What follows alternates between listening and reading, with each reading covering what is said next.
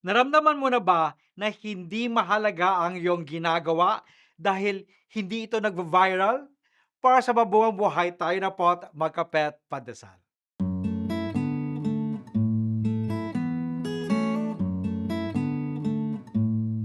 Our culture is obsessed with being the influencer, the main character, o ang bida sa lahat to prove we matter.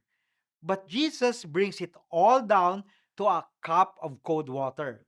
He validates the unglamorous, everyday acts of kindness as eternally significant. Mas mahalaga ang behind the scenes.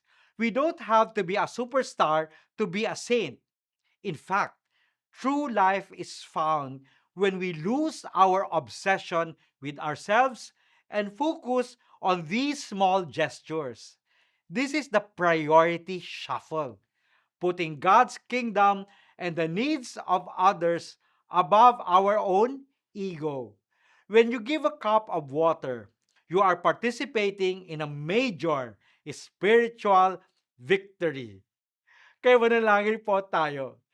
O Panginoon, pahalagahan nawa namin ang mga maliliit na bagay at makahanap ng kagalakan sa paglilingkod sa kapwa. Amen.